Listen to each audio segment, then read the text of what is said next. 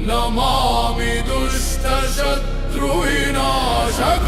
नमामि सर्वफलदायकम्।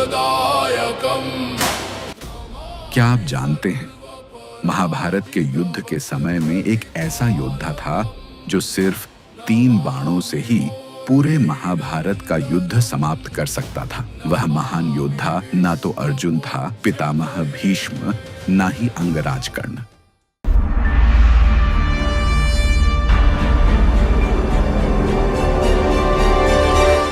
यह अपूर्व कहानी मध्यकालीन महाभारत के युग से आरंभ होती है, जहां एक महान योद्धा ने अपने वचन के लिए स्वयं का शीश दान कर दिया और बाद में वह श्री श्याम बाबा के नाम से विख्यात हुए।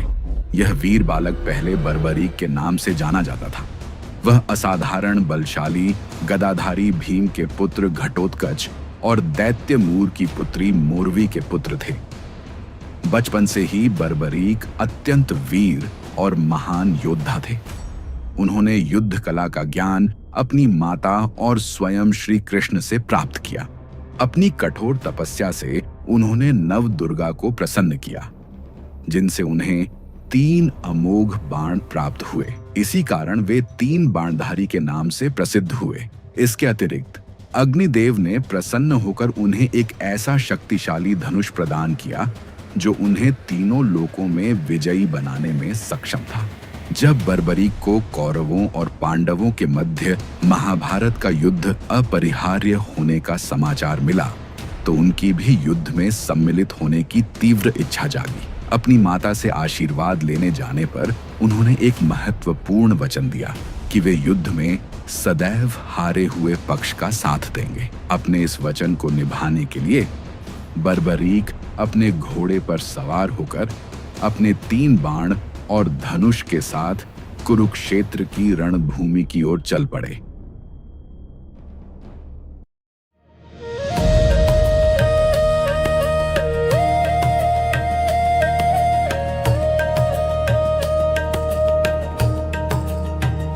रणभूमि की ओर जाते समय सर्वव्यापी श्री कृष्ण ने ब्राह्मण भेष धारण कर बर्बरीक के बारे में जानने के लिए उन्हें रोका और यह जानकर उनकी हंसी उड़ाई कि वह मात्र 3 बाण से युद्ध में सम्मिलित होने आया है।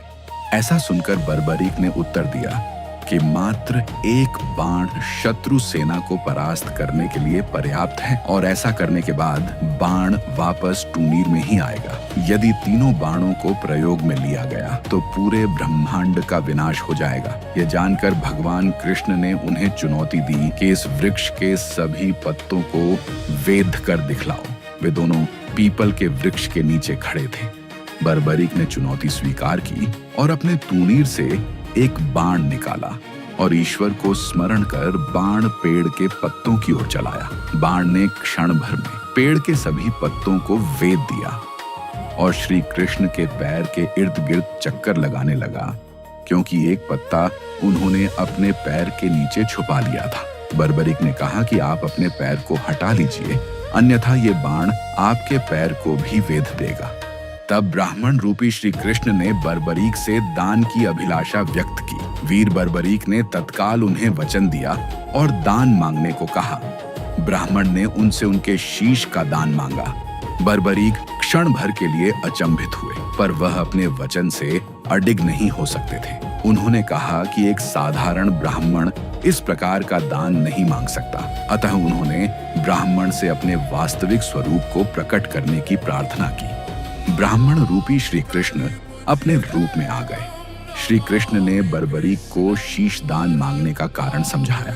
युद्ध आरंभ होने से पूर्व युद्ध भूमि के पूजन के लिए तीनों लोकों के सर्वश्रेष्ठ क्षत्रिय के शीश की आहुति देनी होती थी और इसलिए वे ऐसा करने के लिए विवश थे। बर्बरीक ने उनकी बात स्वीकार की और उनसे अंत तक युद्ध देखने की प्रार्थना की। श्री कृष्ण ने उनकी यह इच्छा स्वीकार कर ली। इस महान बलिदान से प्रसन्न होकर श्री कृष्ण ने बर्बरीक को युद्ध में सर्वश्रेष्ठ वीर की उपाधि से अलंकृत किया। उनका शीश युद्ध भूमि के समीप ही एक पहाड़ी पर स्थापित किया गया, जहां से बर्बरीक संपूर्ण युद्ध का जायजा ले सकते थे। फाल्गुन माह की द्वादशी को उन्होंने यह दान दिया। इस प्रकार वे शीश के दानी कहलाए।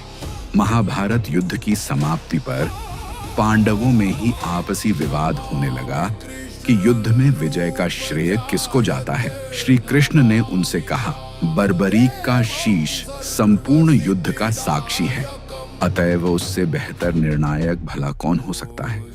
सभी इस बात से सहमत हो गए और पहाड़ी की ओर चल पड़े।